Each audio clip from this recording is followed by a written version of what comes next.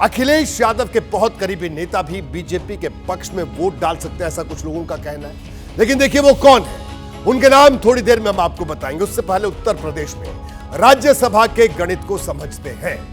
देखिए उत्तर प्रदेश में राज्यसभा की 10 सीटों पर चुनाव है।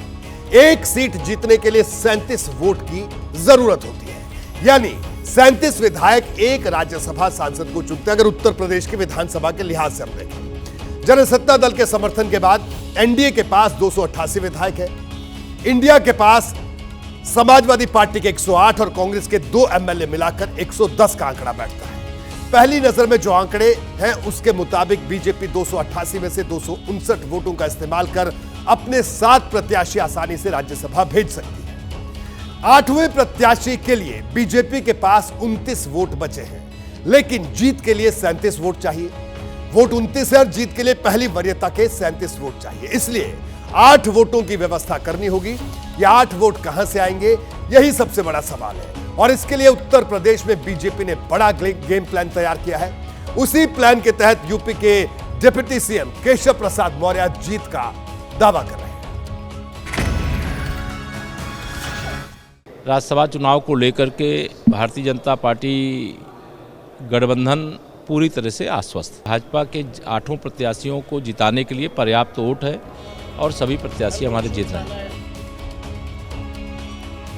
समाजवादी पार्टी 108 वोटों में से 74 विधायकों के जरिए 2 उम्मीदवारों को जिता सकती है। तीसरे के लिए 34 वोट है। कांग्रेस के 2 विधायक जोड़ने पर 36 विधायक समाजवादी पार्टी के साथ है, यानी समाजवादी पार्टी को 1 वोट की जरूरत है अगर तीसरे प्रत्याशी को भी जिताकर राज्यसभा भेजना है। अखिलेश यादव समाजवादी पार्टी की जीत को लेकर कॉन्फिडेंट हैं। हालांकि उनका कहना है कि विधायकों पर कोई दबाव नहीं है, वो जिसे चाहे उसे वोट कर सकते हैं।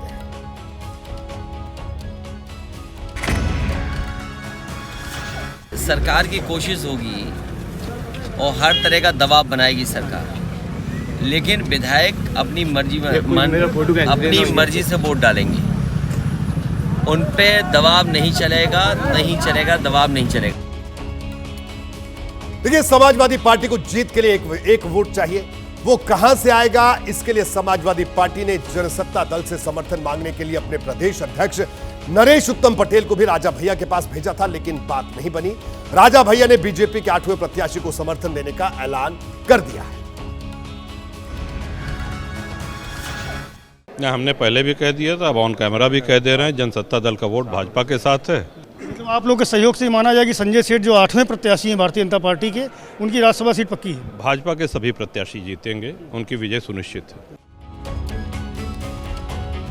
तो राजा भैया भी बीजेपी प्रत्याशी संजय सेठ की जीत का दावा कर रहे हैं। देखिए अखिलेश यादव ने सारे दांव पेच का इस्तेमाल कर लिया, लेकिन अभी तक कांग्रेस को छोड़कर किसी दूसरे दल ने समाजवादी पार्टी उम्मीदवार के समर्थन में कोई बड़ी बात नहीं कही है। समाजवादी पार्टी वोट जोड़ने की कोशिश में है, लेकिन पक्की खबर है कि अखिलेश यादव के कुछ विधायक पाला भी बदल सकते हैं। पीडीए की नाकामी से समाजवादी पार्टी को क्रॉस वोटिंग का भी डर है।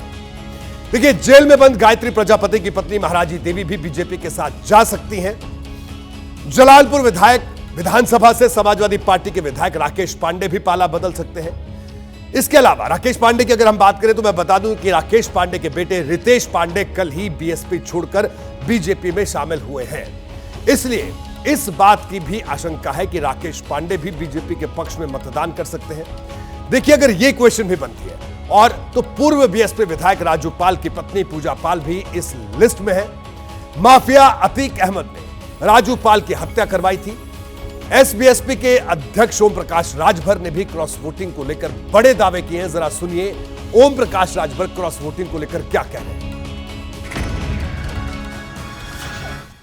रितेश पांडे जी को ज्वाइन क्यों कराया गया? वोट के लिए।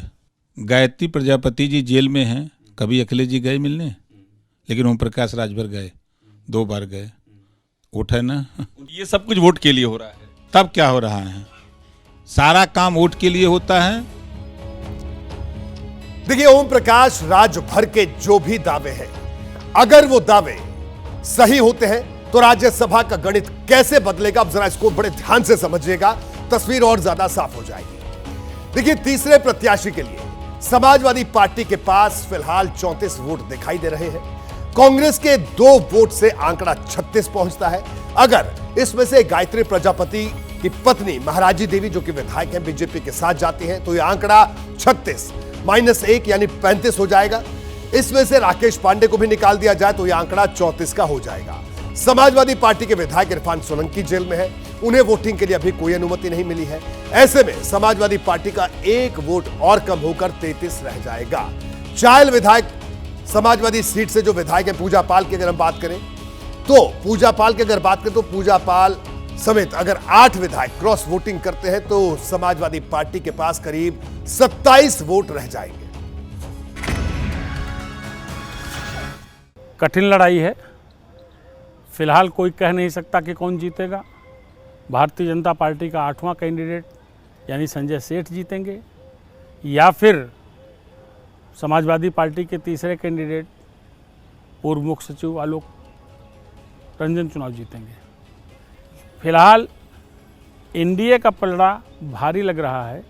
एनडीए ने बहुत प्लान तरीके से काम किया है और चूंकि इस बात के बड़े आसार हैं कि समाजवादी पार्टी के कुछ विधायक टूट सकते हैं, तो तमाम लोगों का यह कहना है कि एनडीए का पलड़ा भारी लग रहा है। देखिए, समाजवादी पार्टी को आरएलडी के 3 विधायक अनिल कुमार, गुलाम मोहम्मद और चंदन चौहान और एसबीएसपी के 3 विधायक अब्बास अंसारी, जगदीश नारायण और दूधराम से उम्मीद थी। ये सभी समाजवादी पार्टी के नेता हैं जो आरएलडी और एसबीएसपी के टिकट पर विधायक बने थे, लेकिन आरएलडी के सभी 9 विधायक बीजेपी के पक्ष में हैं। सीएम योगी से इनकी मुलाकात हो चुकी है, वो डिनर में भी पहुंच चुके हैं। आरएलडी विधायक अशरफ अली का दावा है कि जयंत चौधरी की पार्टी का कोई विधायक समाजवादी पार्टी के साथ नहीं जाएगा, बीजेपी के उम्मीदवार को ही वो लोग वोट करेंगे।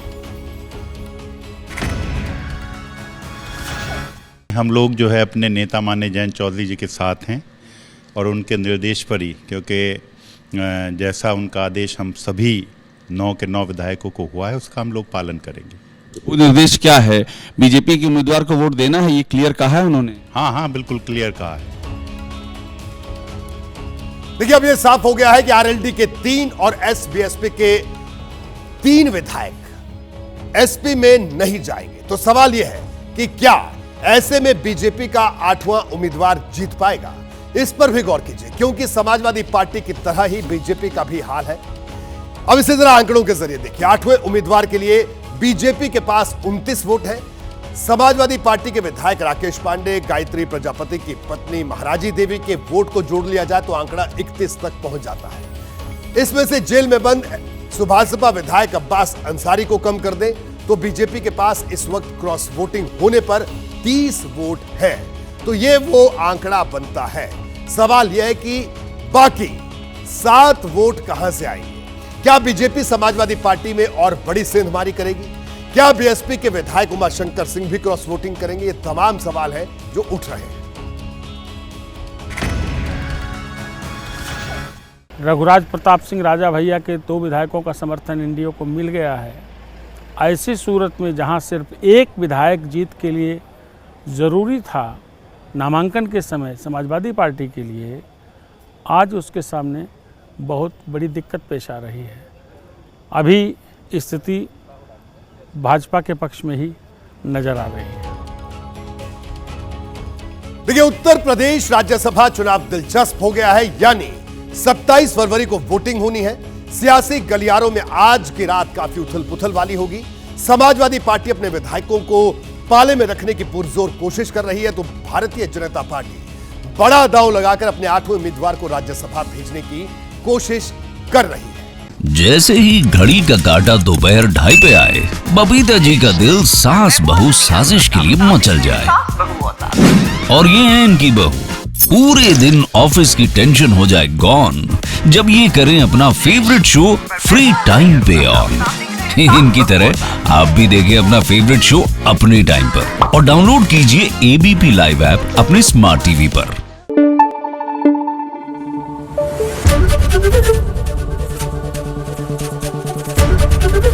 एबीपी न्यूज आपको रखे आगे।